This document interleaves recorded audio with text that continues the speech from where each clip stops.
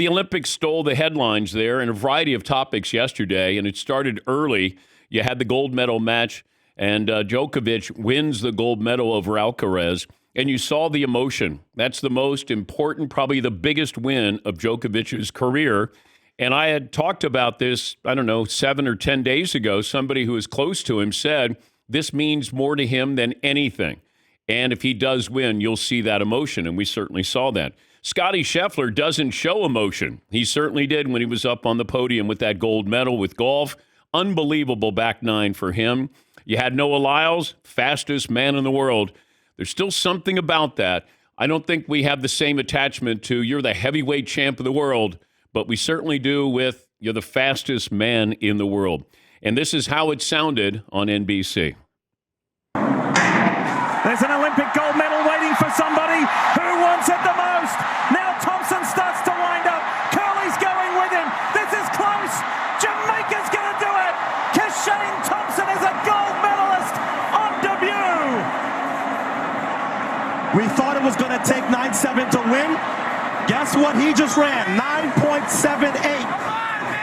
But it was a lean at the tape by Thompson. Visually, we think he got it. They're working on the photo. It's Noah Lyles.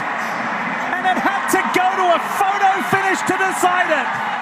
So Noah Lyles, the 100-meter gold medalist, and Otto Bolden, the track analyst, former Olympian, explained the instant replay on how close the finish was. Let's look again at how close this was on the line. It's the torso that gets you the win. And right there, you can see a little bit of daylight between Shane Thompson of Jamaica's torso and the line. Noah just outleaned him, so they both are credited with 9.79, but there's 5 thousandths in between them, and that's the difference between gold and silver tonight. Unbelievable, though. And usually when a race ends, they look up to the scoreboard, and it'll have the times, like who won. And you can see the runners are just looking up and waiting and waiting, and then all of a sudden it flashes. Noah Lyles thinks that he has got the silver. He doesn't think he won the gold medal. He, in fact, congratulates Shane Thompson, saying, you got it, big dog. And then all of a sudden he realizes, but just the narrowest of margins. Here is Noah Lyles on winning the gold. After the race, I came up, we were waiting for the names to pop up, and I'm going to be honest, I came over, I was like, I think you got that one, big dog. He was out there in lane 4, and I was in lane 7, and I couldn't really see what was going on over there, so I just had to keep, running like I was going to win it, and, something said I need to lean, and I was like, I'm going to lean, because, it was that type of race, and it was crazy as Ralph Mann was like, before I left for the Paris, he was like, this is how close first and second is going to be away from each other, and I can't believe how right he was. 5 thousandths of a second. They said it's the closest 100-meter final since at least Moscow in 1980. But Scottie Scheffler was 4 shots back on the back nine, shot a 9 under 62. Djokovic beats Alcaraz for the gold medal. And the oldest man to win an Olympic title since 1908.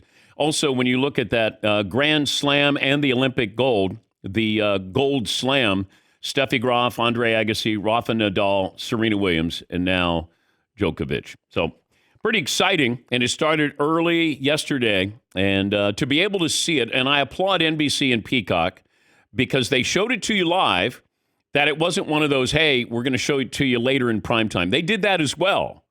But they did show it to you live and then came back last night. If you missed it in the morning or early afternoon, you got to see it last night. All right, Seton, give me the poll question options for the first hour of this program. Why don't we start with who had the best weekend?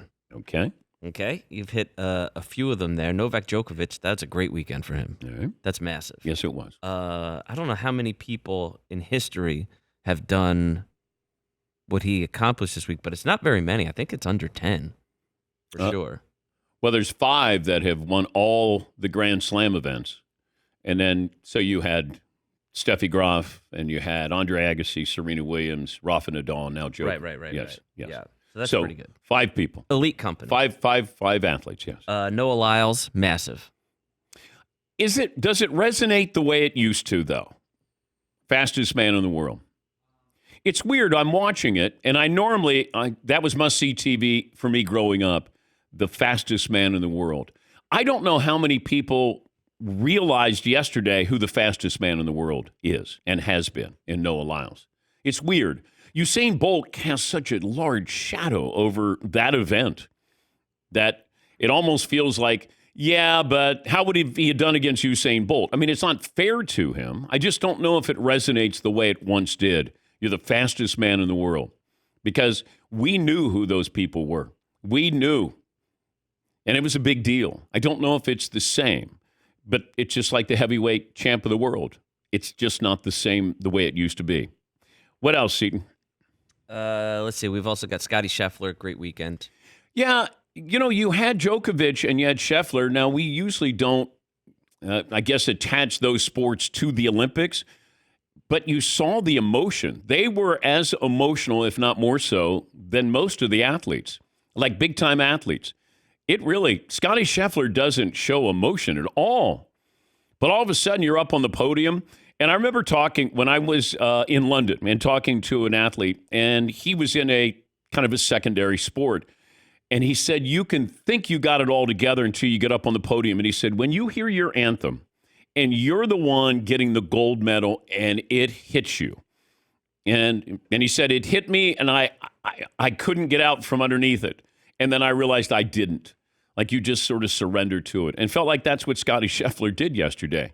He's up there. Like, all right, got the gold. All right, get up there. All of a sudden the anthem starts. And then all of a sudden you got your hand over your heart and everything hits you. Because now you're playing for your country. Golfers play for themselves. Like the Ryder Cup, you play for your country, and we see how important that is. You're more emotional when you're with, your fellow countrymen. He's up there. He's representing us. And it hit him. And I thought that it was really, really awesome to watch that. Because we look at these athletes and we go, he's got everything, Djokovic has everything. But you can't buy this. You got a gold medal. And here's Djokovic, maybe the greatest tennis player in history. He's done it all.